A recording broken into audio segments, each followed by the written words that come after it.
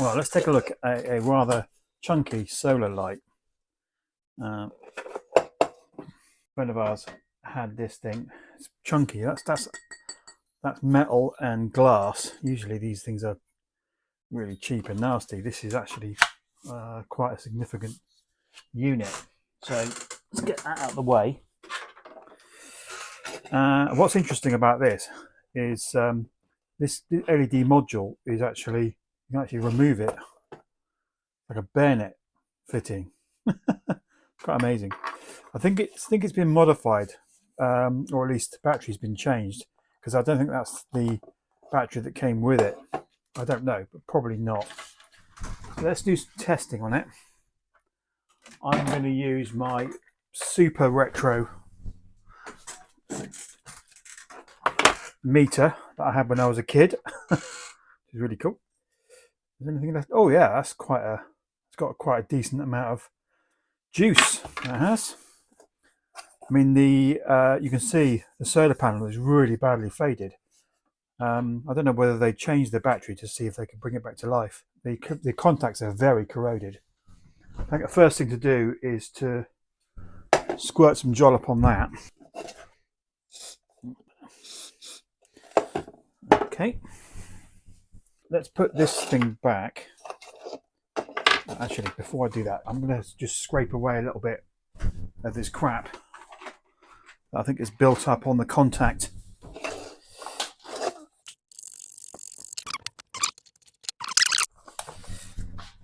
Give it a bit of a wiggle around and see if there's any voltage across there. Yeah, there is. So what is that? Right. That says 10. There's 4 volts. Eh? How is that? That's not a 4-volt battery. Is it some kind of step-up mechanism? Take this to pieces and see what's in there. Maybe there's a. Hang on, let's just test it. Is there another battery in there? No. Not a funny battery, is it?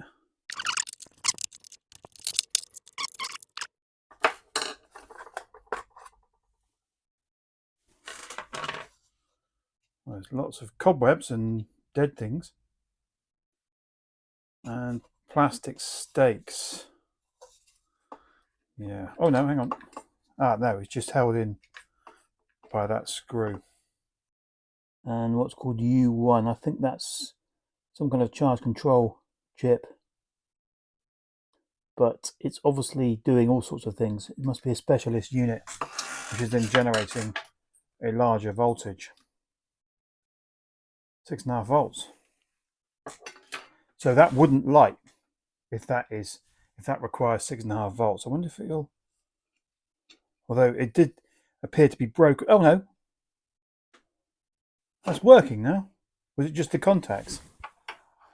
I couldn't get any resistance measurements off that.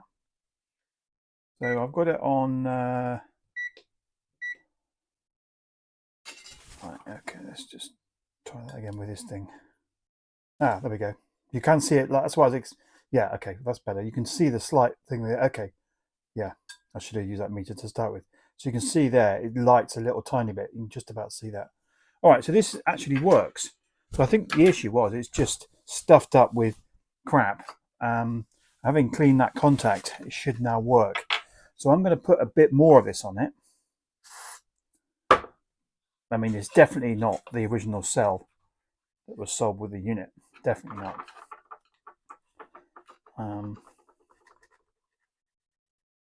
Now the question now is if that cell was recently changed, it still didn't work. It might be the corrosion, sure, but equally, is it generating any voltage to usefully charge?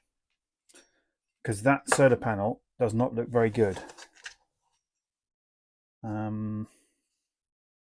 It's all massively glued into place, so it'd be quite destructive to get that off. Well, let's see if we can get some voltage reading from that solar panel.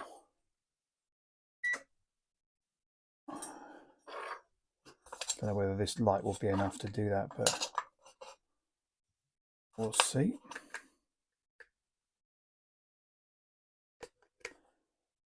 Oh, funnily enough, that was not attached.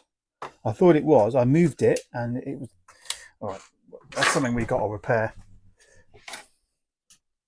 Or it might be me being ham-fisted, but I think it was. It was attached. I got to put it back anyway. So let's sort that out. Right, I'm going to do a test at the window and see what the voltage is. Well, I got 2.1 volts out of that, which is okay. That's okay. I wonder whether it's possible to try and recover that a little bit. Whilst that soldering iron is heating up, I'm going to try something a little bit unorthodox. I'm going to use a red. You can use toothpaste. There's a very mild abrasive on it to try and remove some of the damage to the solar panel, the clouding of it. Obviously, that's going to impair the efficiency of the solar panel if it filters the light coming through it.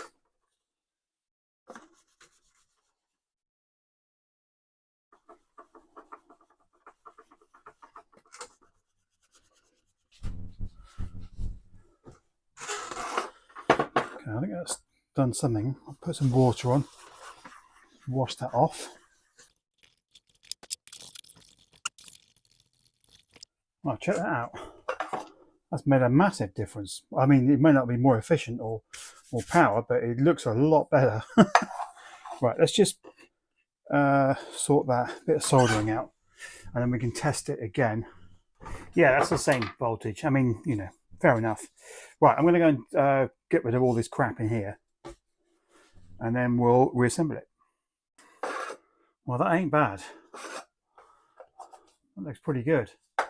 That looks pretty bad. Let me sort this out as well. Definitely not the best contact, but it works. So I don't know which way around it goes. It'll either work or it won't. I think it might be that way around, actually. There we go. Hey, that looks pretty good. Nice.